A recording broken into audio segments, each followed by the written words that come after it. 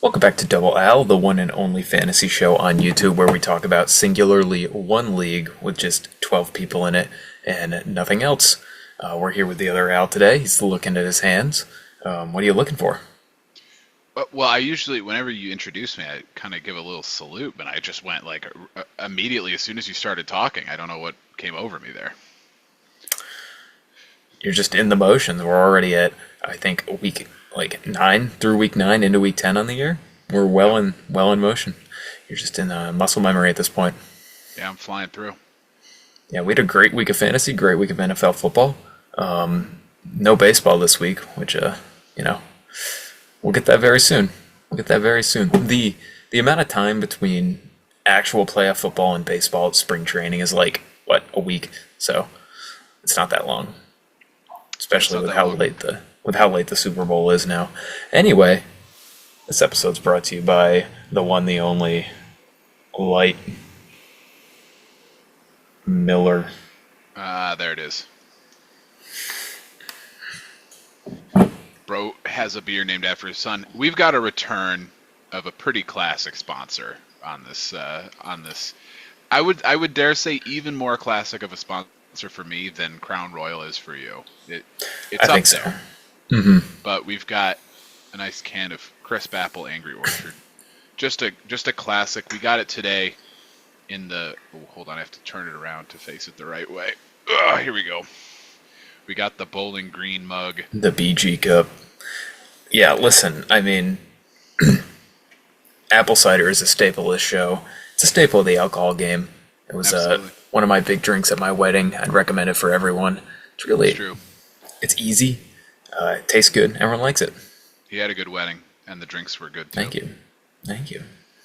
The drinks, you could say, really, really was the bow that was on It really carried the night, actually. It was more the violin itself. Oh, wait, no, that's... That's two different bows. That's two different figures of speech there. There were no trades. Alan and I are trading jokes back and forth, but in terms of in the fantasy league, there were no trades. Kind of unfortunate. We like to talk about them. And yeah, it's true. There were some NFL trades, but some of them were decently impactful. We already talked about all the wide receivers that got traded, and this week it was kind of more just some defensive players and some other players that are definitely impactful, but maybe not necessarily as impactful to the fantasy football league. Mm-hmm. Absolutely. All right. Devin versus Dom. Devin is claiming to be becoming one of the most consistent teams in the league throughout the year. He's mentioned this to me today. He thinks, other than a few weeks this year, he's been very consistent with his scoring. Upon some further research, you got to look at his week 6. He had a pretty weak week 6. Other than that, pretty consistent. And this week, no exception, a very high score, 144.9, second highest score of the week against Dom's pretty mediocre 108.5. Yeah, I mean, Devin's team has been pretty rock solid, and you could say better than rock solid for a lot of the games this year. His dual Lions running backs did not necessarily help him out this week. They both scored a little under their projected, but I think you'll take 16, almost 17 points and then almost 14 points from your running backs. I know I certainly would. But huge game for Garrett Wilson. Huge game. And this is with the addition of Devontae Adams, my bad. Devontae Adams into... mixing up his wide receivers that got traded this week. I am. Even with that addition, Garrett Wilson is getting 30 points, which is extremely impressive. Which I think somebody made the argument when we talked about that trade that, them trading for Devontae Adams might open up Garrett Wilson to score a little more. And yeah, I think I was making that argument. That proved to be accurate. Yeah, and then down there in his flex, Chase Brown, pretty awesome. With Zach Moss having a neck injury, being out for the year, that part's not awesome. It's kind of awesome for Devin, though. Zach Moss, because that was definitely on the table earlier this season. I'll tell you what, I did trade for Zach Moss, but I traded away Christian Kirk, and both of those players have been injured, and they are out for the remainder of the season, so it's a wash. Yeah, It's a wash. it's a wash. It's always been a wash. But I did draft Chase Brown and got disappointed with the first few weeks and dropped him. That might prove to be the biggest mistake of the year. It certainly is not great for you this week. Josh Allen, once again, very solid. A little under his projected, but you'll take 22 points from your quarterback. Yeah, just overall a great game for Devin. Yeah, and then over on Dom's side, Brian Robinson Jr. Stands out to me. Goose egg, I don't know if that was a late call and Dom just didn't catch that. Also standing out to me is Puka Nacua with 2.1 for a pretty high-flying game that was, even going into overtime. It's pretty interesting to see that he was only at 2.1. Was that possibly due to an injury? Maybe an early exit? I believe he had an early exit, but I don't believe that was due to an injury. I believe he was ejected from the game. Oh, okay, yeah, that's not going to help. Unless I remember he threw a punch. I don't know if he was ejected for that, or I would imagine he would be. You can usually get away with a punch. Yeah, he did do it right in front of a ref. That's the thing. You can't do it in front of a ref. No, you have to do it away from a ref. You have to do it in a crafty way and or have them punch you back, because then it's just offsetting. Yeah. But Devon Achane having a great game. 32.1. Yeah, that's another standout in a good way. Yeah, him. I mean, Daryl Mooney, once Drake London exited that game with a hamstring injury, I believe it was possibly a hip injury. It opened up the door for, Darnell Mooney, not Daryl Mooney. Here I go mixing up names again. But that was another impressive game. Other than that, pretty mediocre from Dom. Yeah, I would like to confirm, I just did a little research just now, and Puka Nacua was in fact ejected for throwing a punch. All right, yeah, let's include that clip right here of Puka Nacua throwing a punch. Let's do it. Thank you, Joey. Appreciate that.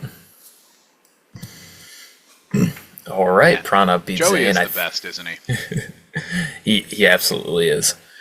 Zane losing here, that's a surprise to no one here. You know what we would do with Joey? We'd run a more successful program.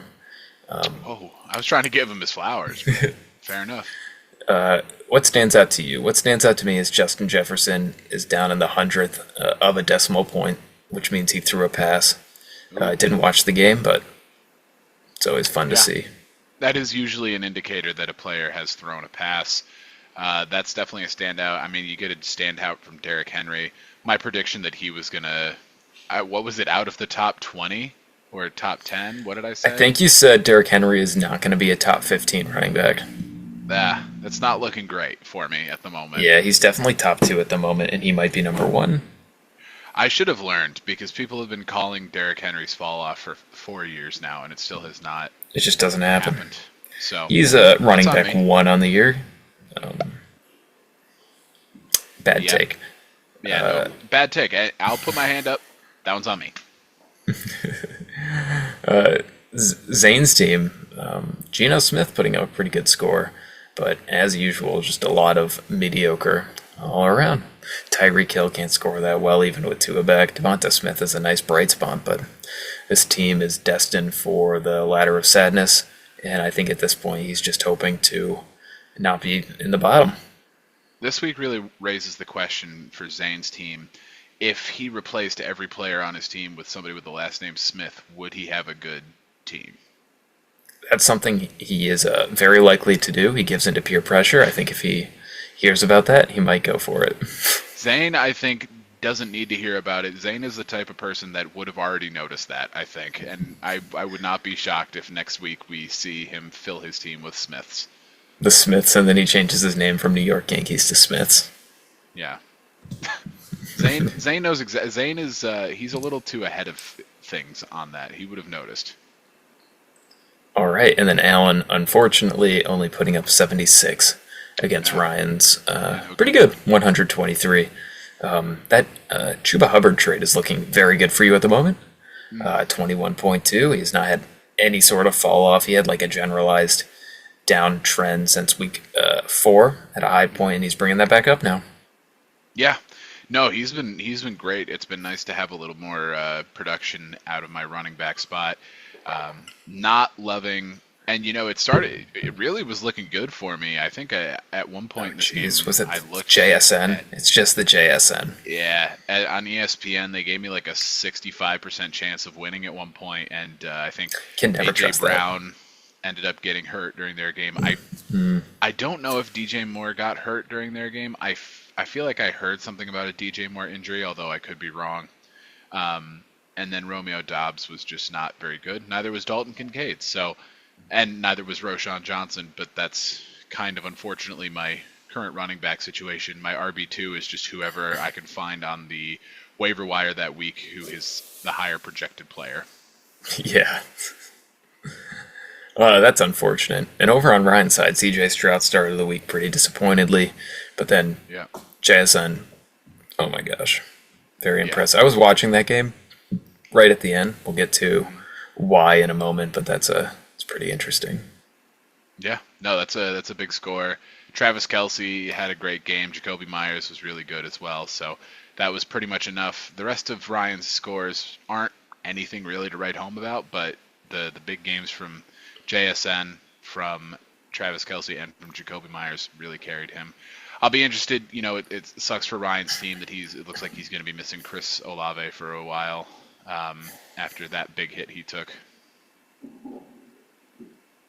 So, Yeah, I know he was concussed, but we'll see how long it takes for him to come back. I don't think any team's going to win starting the Patriots defense. I know they're playing the Titans, but it's just such a bad look. Yeah, it was tough. I have the Steelers defense. Usually they were on a bye, so I had to plug and play with. Is that hard for you? I know you're a notable Steelers not enjoyer. I am a Steelers hater, but their defense has been doing pretty well for me this year. So The Steelers haven't done accept that. anything though in a long time, so that's probably nice for you. They'll have a 9-8 record and squeak into the playoffs and lose in the first game. Yeah, again. losing the first game. That's just what they do. Yep, that's the standard. All right, my game versus Bobby was actually quite the nail biter. Yeah. Under a point. I think I had a 12% chance of winning at one point, and then somehow brought that back. Pretty much what happened here was all our players were done before 8 o'clock. And in those 4 o'clock games, we had a lot of players in the which game was it? The Detroit Green Bay game. We had some players in there. So I was watching that, pretty excited to see that Jaden Reed got more than 100 yards, and Josh Jacobs got used quite a bit, but near the end that kind of slowed down. And then when that game ended, moved over to the Rams game, where Cooper Kupp was at 21.4. They go to overtime, and the Rams get the ball, and they threw a bunch of passes. Not a single one went to Cooper Kupp, and Cooper Kupp was open every single time. It was so stressful. And then they got the game-winning touchdown, not to Cooper Kupp. Very nice to see from my perspective. I was screaming in the kitchen. Very excited to win this nail-biter. And back to the Lions game. Actually, Jared Goff threw a pass, a little short pass, and it was near the end of the game. I don't remember exactly who the receiver was, but he went down within the 5-yard line instead of getting the touchdown just to run out the clock because they had the game won. And if he went in, oh, that would have been bad. So Yeah, that would have been tough for you. Very interesting. But yeah, close game. We love a close game. It's fun to watch.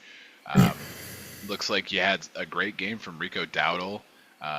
Solid, Yeah, really good game from Lamar speaking of Jackson. close, Rico Dowdle almost dropped a pass, and if Rico Dowdle drops that touchdown pass, which he bobbled quite a bit, I don't win this.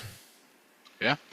Hey, it's a game of almost. And yeah, I don't know. I mean, great week for Bobby. His streak of unluckiness continues. He had a great game from Saquon Barkley, and yes, we did see the backwards hurdle. Yes, it was awesome. Yes, I'm mad about it. Yeah, I didn't see it. I don't want to see it. I did see it, but I'm going to ignore it. Awesome. I was looking at the fantasy app. I see Saquon has 32, and then Cooper Kupp has 21, and somehow I'm still ahead. I'm doing the math in my head. I'm like, the ESPN's adding this wrong. There's no way.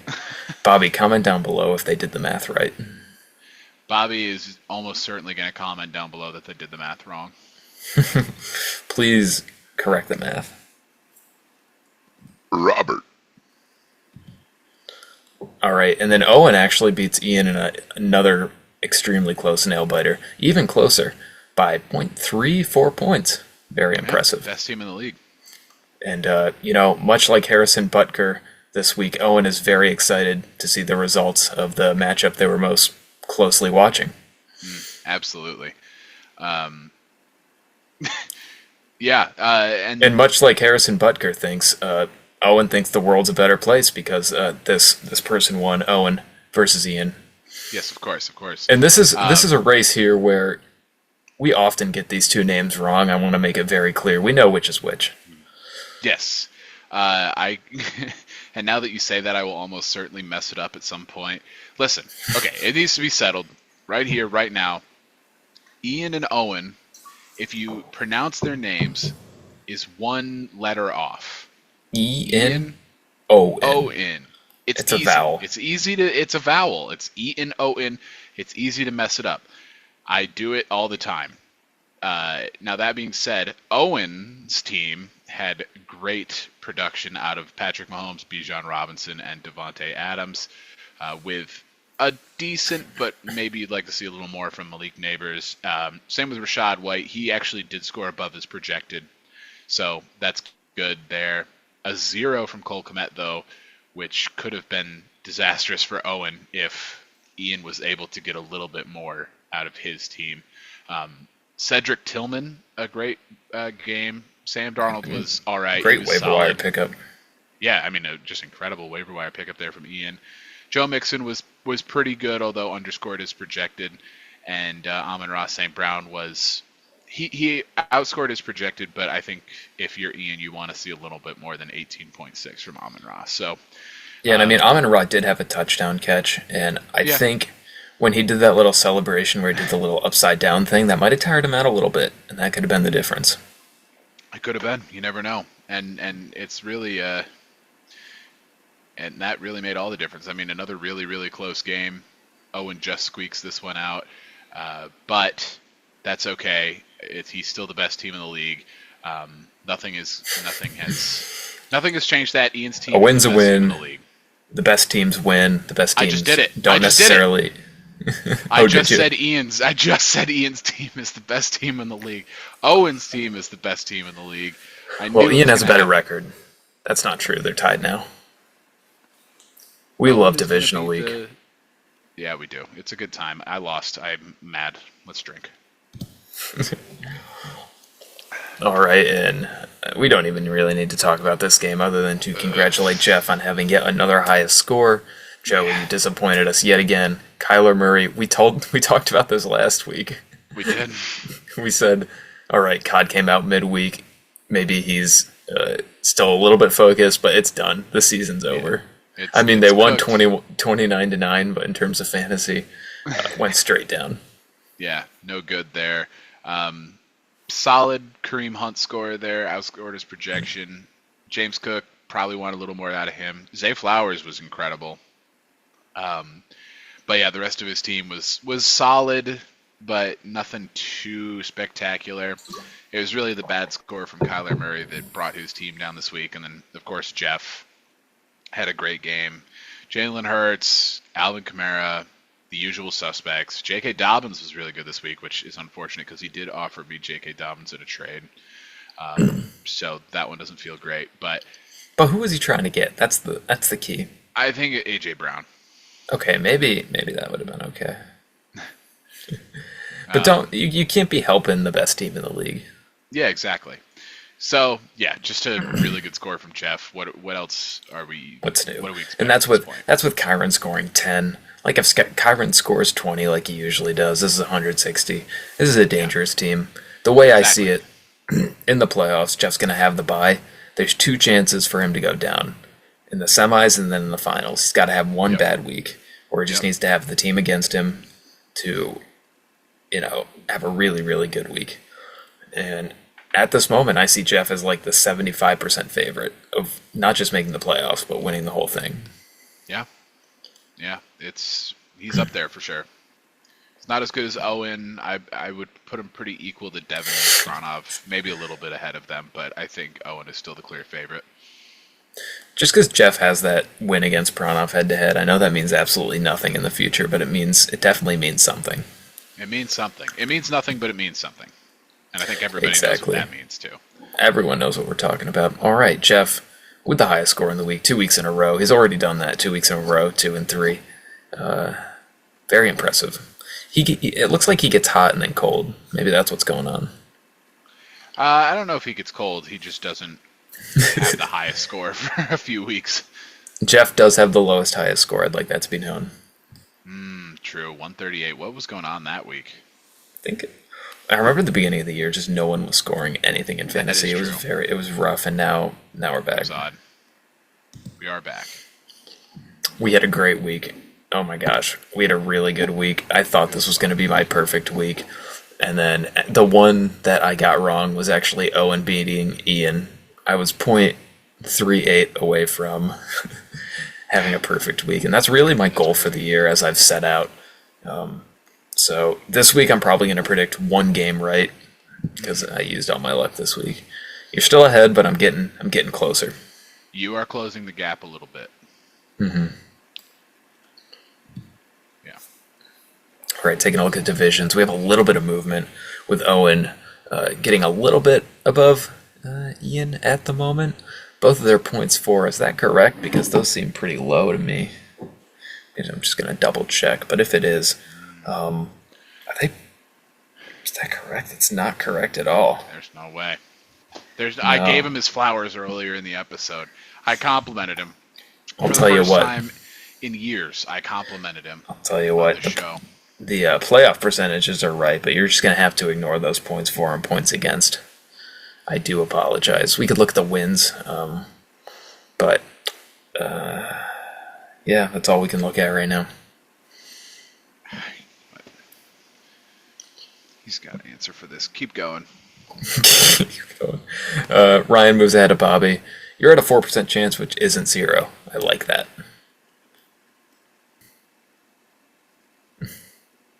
So, Joey, it needs to be...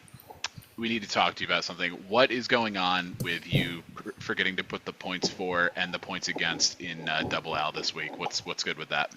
There's just been a lot on my table at work, and it's been gotten pushed to the side. But no fear, that'll get fixed. I don't. What work? This is your work, and you didn't have that much to do. It's like 12 slides, maybe. Well, maybe if the co-hosts will give me some more money. I'm paid grabs here. Yeah, I don't know about that, man. With your recent performance, I don't know if a pay raise is warranted. Let's just keep sabotaging the show then. All right. I knew it was sabotage. We found ourselves in quite a quandary now. I knew it was sabotage. All right. Well, you heard it here first, folks. Joey is officially on strike. This is tough. This is a tough one. Big news in the league. I didn't expect that to go that way. I'm going to be honest. I thought I was going to give him a reprimand and we were going to be on with it, but he's officially gone on strike. Big news just like the New York Times, they're on strike right now, actually. But we're an actual respected publication. But Zane has picked up Kyle Juszczyk. Big news off the waiver wire. Wait, does that mean I'm not going to be able to play Connections every day? I think it's just like the useless parts in New York Times, like they're reporting. Ah, oh, thank goodness. I thought it was something important, like Wordle will be good. Connections and Wordle and the mini puzzle. Crossword too. Can't forget the mini crossword. Exactly. I go against my coworker every day in the mini crossword to see who can complete it fastest, and I'm pretty dominant. Let's just say you're pretty good. That's it's good. Rare that I don't win. Your coworkers are silly. I wouldn't say that. I would just say I clear. Anyways, Joey really wanted us to include a playoff scenario here for him. He has one win on the year, 5 weeks left. He's got to beat Pranov, Jeff, Ian, and Owen, and then also you. And then a lot of other stuff has to happen. Like, for example, you only are allowed to win 2 games against Ryan and Bobby throughout the year if Joey's going to make it in. It's seeming unlikely, but it could happen. Yeah. Just, lots have to happen, that. but like the picture says, 1% chance, 99% faith. And Joey's got a lot of faith in his team. Whether or not that is warranted faith is up to the eye of the beholder. This beholder thinks that he has no shot. But speaking about, does Joey have faith in his team?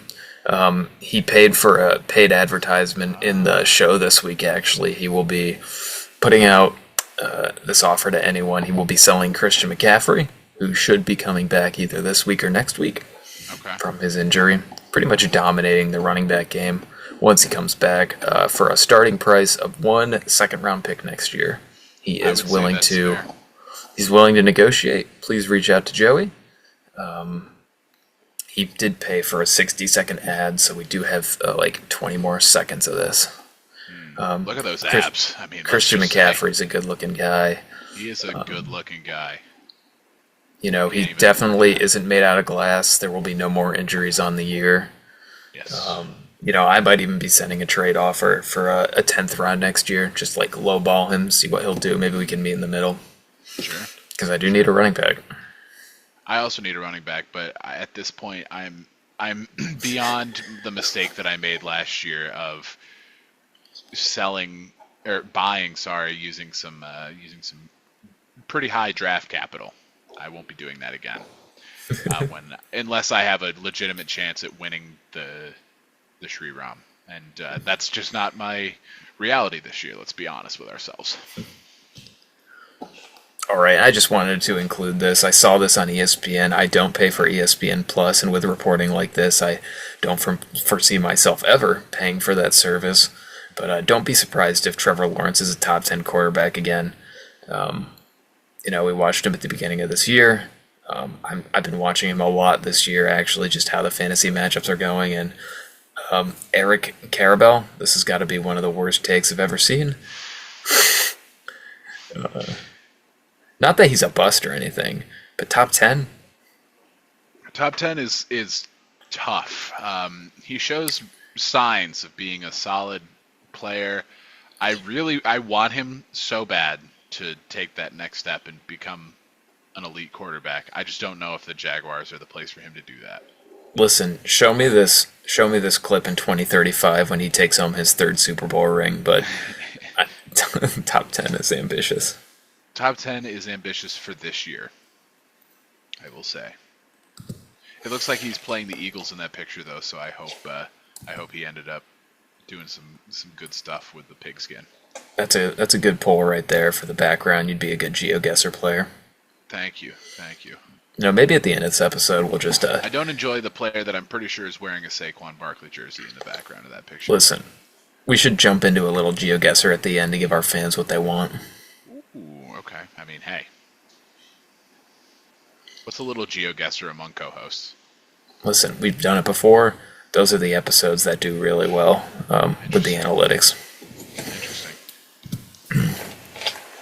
All right, looking at Week 10, the top game is Owen versus Devin, 2 really good teams, what you would call the best team, playing against the commish.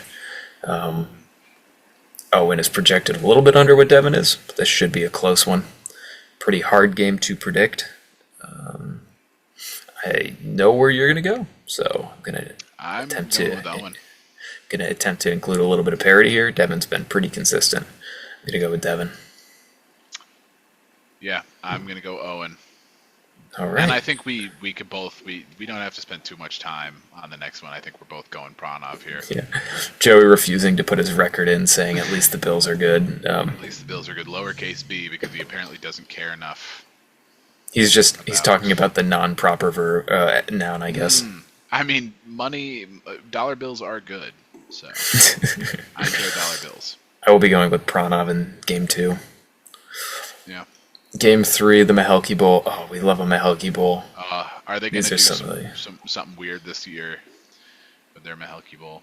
we'll see what happens. The projected for Zane is like 55 maybe, and for Bobby it's like 122.6. Robert. I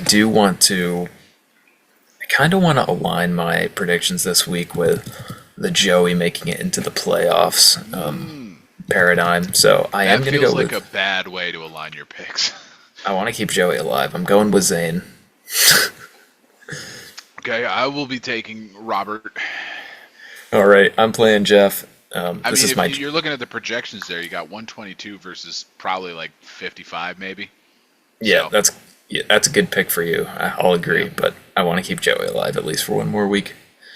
Keep it alive. I am playing... Oh, wait. I'm not keeping Joey alive because I predicted Pranov. This is useless. What am I doing? All right, let's go with Bobby. Nonsense. We're going with Bobby. That's toxic. I'm playing Jeff. This is my Jeff bye. Not because I'm going to win. It's just he's going to win, and I don't even have to care about it this week. It's a different kind of bye. It's the opposite bye.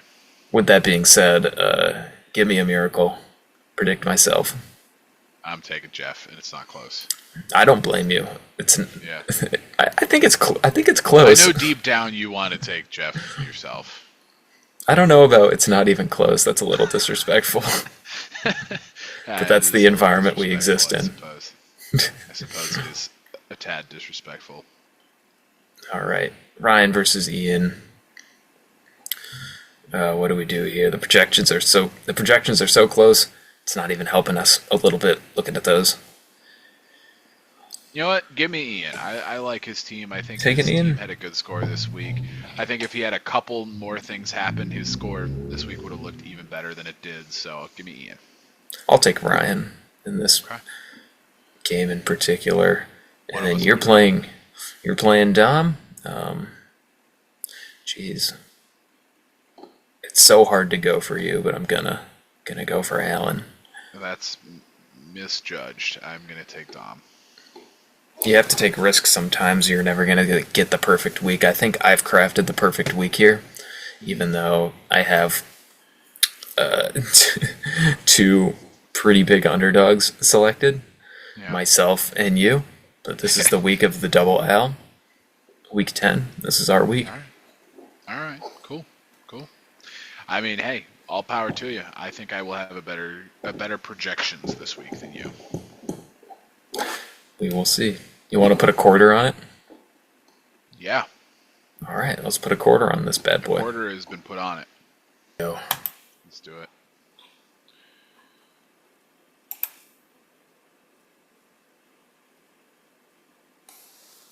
Oh, that's Ford Field. It's going to be Ford Field. We know where Detroit is. Sorry, I forgot that I'm going to be a little bit ahead of you, so I'm going to have to just wait. Not spoil it. Yeah. It's right next to Comerica Park. I've been there. I bet this is in Philadelphia. Right next to Citizens Bank Park. I've also been there. Yeah, have you? I have. Interesting.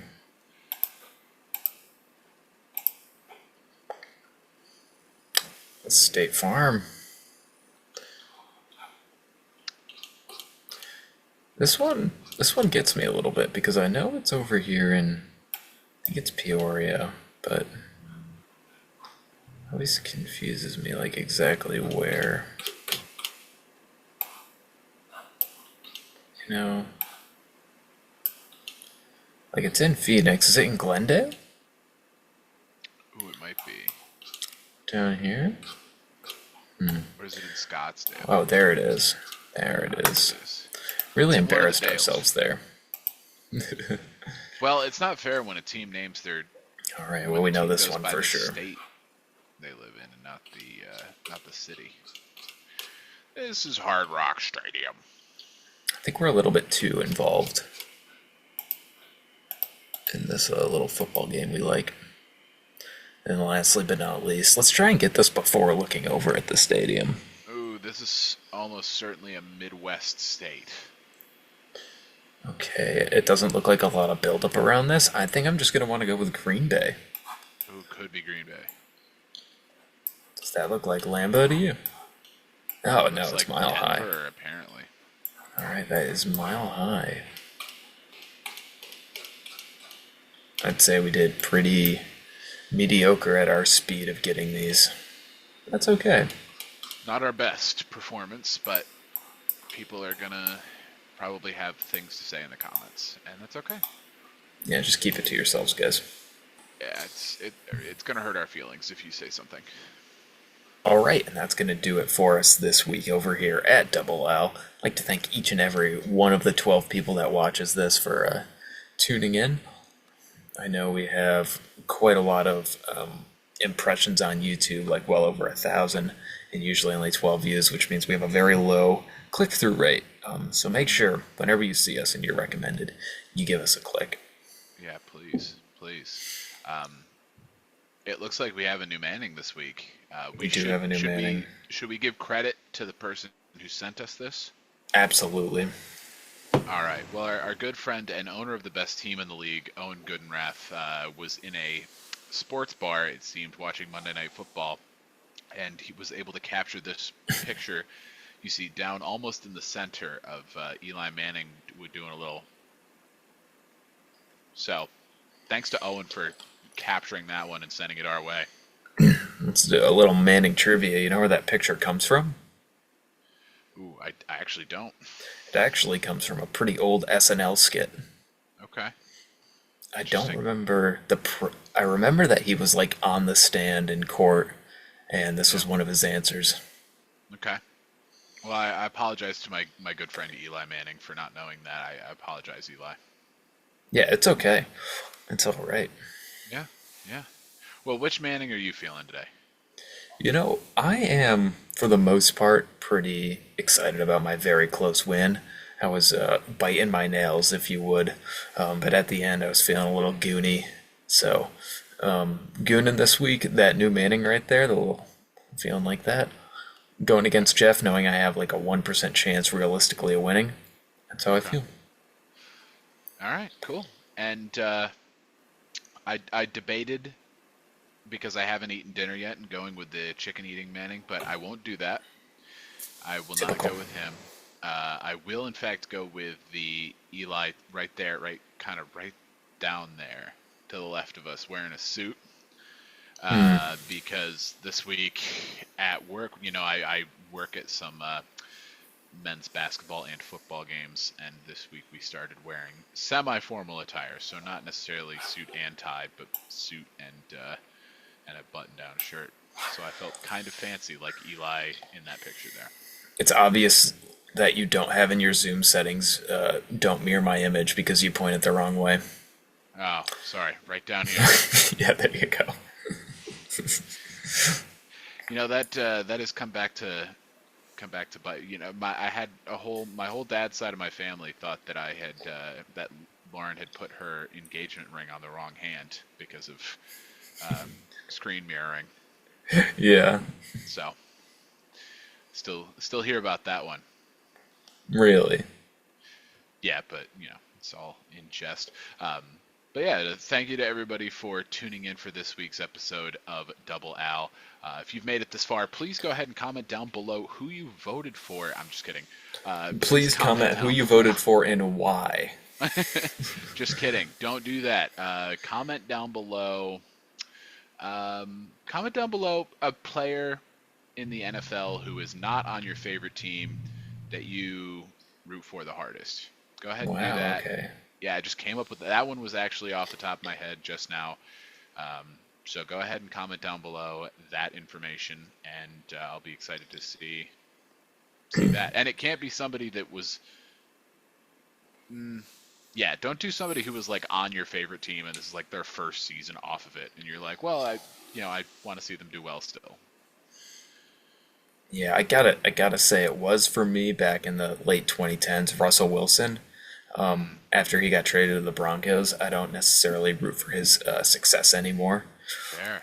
Kind of became a meme. I'm sure I have somebody, but at the moment, I honestly can't think of anybody. I really just came up with that question. I like watching the stud wide receivers. Justin Jefferson, True. fun to watch. Amon-Ra St. Brown, really fun to watch. And then just the charismatic fellas. Hate to say it, That is Joey's not going to like this, but Patrick Mahomes, pretty charismatic. Yeah, beautiful guy. Travis Kelce too, I think. He's Kind of a yeah, I good would guy, say he's charismatic guy. not in the league anymore, but I like Gronk. True. Also not in the league anymore, and I feel like I'm not being original, but Jason Kelsey too was. Yep. I'm a big Eagles hater, obviously. People who have watched this show know I'm a big Eagles hater, but I just couldn't find it within me to hate Jason Kelsey. I'd like to say he's the best to ever do it, but I know nothing about the center game. He could be he could be good. He is one of the He best could be to ever bad. do it. I can't name more than 10 centers, and don't you even ask me to name 3. Ooh, okay. I won't do it then. Comment down below 3 centers names as well. And don't look it up.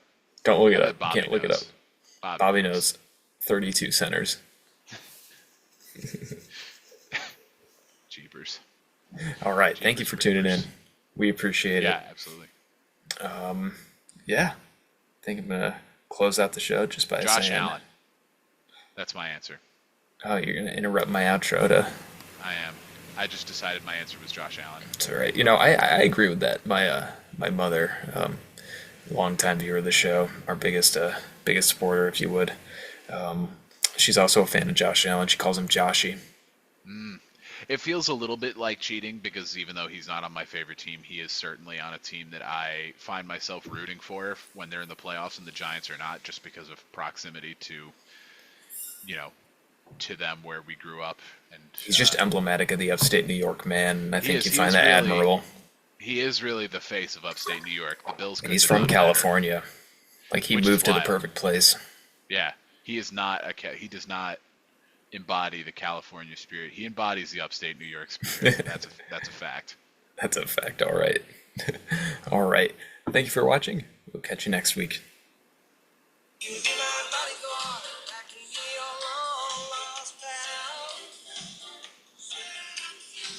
can show you.